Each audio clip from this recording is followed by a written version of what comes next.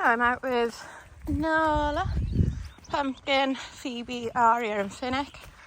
It's Aria and Pumpkin's first walk since their seasons. Aria could have walked sooner than this, but the weather was crap, so it just didn't go. But yeah, Pod and Lani were allowed to be in the same room as Pumpkin this morning. Predictably, Pod took longer to get it into his head that she's done. But he wasn't as bad as what he normally is. So I think he is finally starting to understand that when they're done, they're done. Like, pestering them isn't going to get you. Right, now let's stop walking behind me. Come on, go. Now let go. Go and have fun. So yeah, pestering girls isn't going to get you what you want. So, yeah, he was a lot better today. And I kind of know, because Pod's so enthusiastic, shall we say, when a girl's in season. Whereas Lani doesn't really know what it's all about yet. Like, he's not as hyper about it, but I think that's even worse because you've got to really watch the girls because they all seem to have a preference for Lani over Pod. So it's like you got to be more careful with Lani because they would let him on sooner and probably later than they would other dogs. And I do wonder if it's just he's got a calmer energy about it all than Pod. And then I don't know if they find that nicer or there's something else about Lani. But like every girl I got prefers Lani over Pod when they're in season, which is quite bizarre. 3 of them are in there: Pumpkin, Aria and Finnick. You see the bushes moving? You coming? Well, you went a silly way.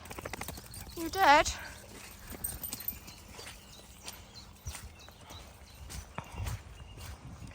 So yeah, this week's quite busy. I got a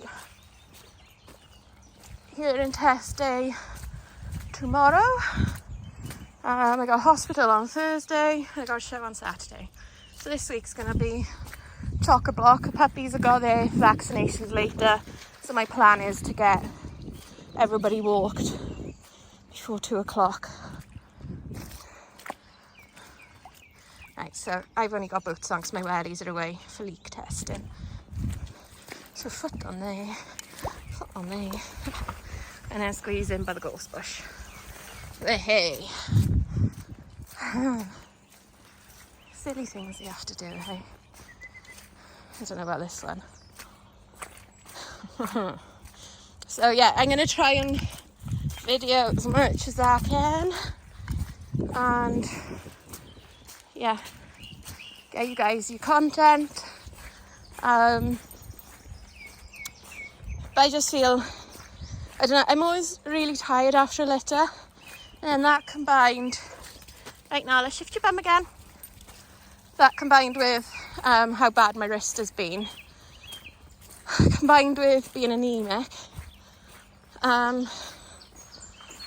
combined with everything else, I just like feel I got a bit burnt out with the whole videos. It's not, I don't know if burnout is a bit of a strong word for what it is. I think I'm just tired, like literally just tired. And there's been stuff going on behind the scenes, which has been quite stressful. So yeah, it's not been like an easy few months really, in general. And then I feel like at the minute, YouTube's taking a back seat and I don't want it to. So I'm gonna try and make more effort and Like, I might even try and make a weekly plan of what videos on what day I'm going to film, or what videos I want out in a week. And then if I can film 2 or 3 in a day, and then I don't need to worry if I've got a day where I'm at a show. Well, I usually film the show content, or if I'm working a day, or if I'm really tired and just need a break. I've got my plan that I've hopefully put into action ahead of time. Come on, guys!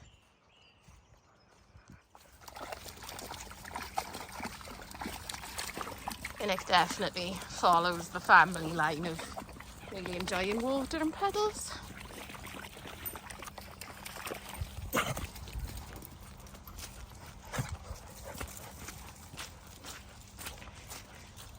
So yeah, the weather's a bit dodge, but it's not bad at the minute.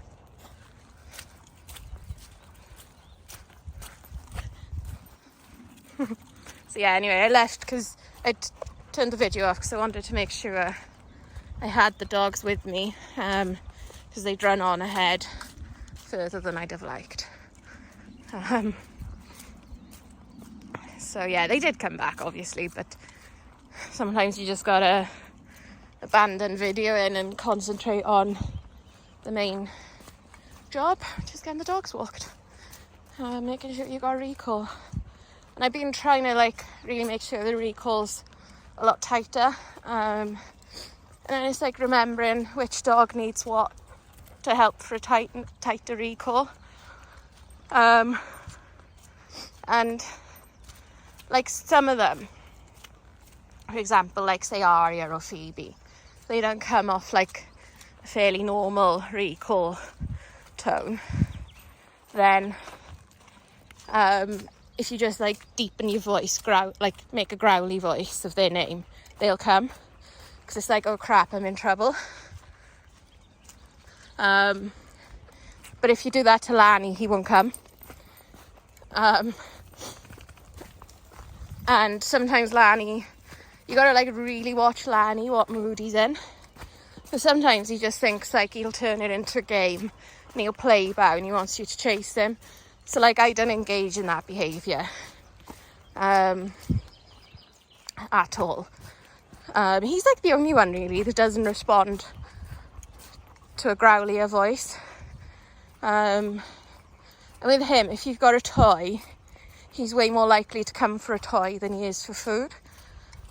So it's like just learning their little quirks and like make it a celebration when Lannister recalls, because that's been like a major thing for him.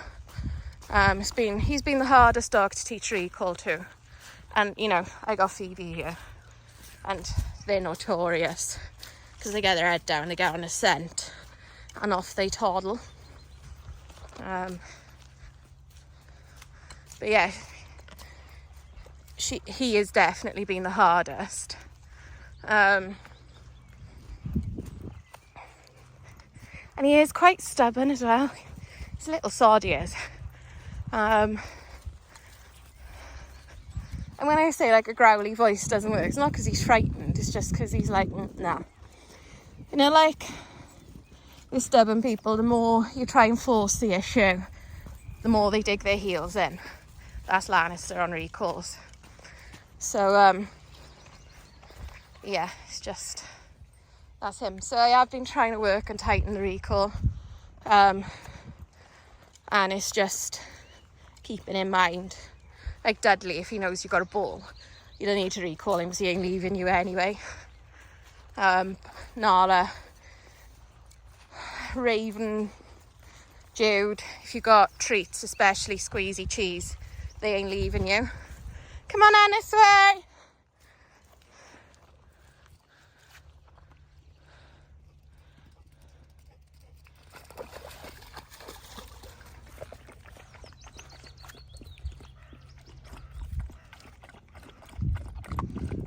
So yeah, anyway, I'm going to leave this here. Way to go, Banana! Good catch.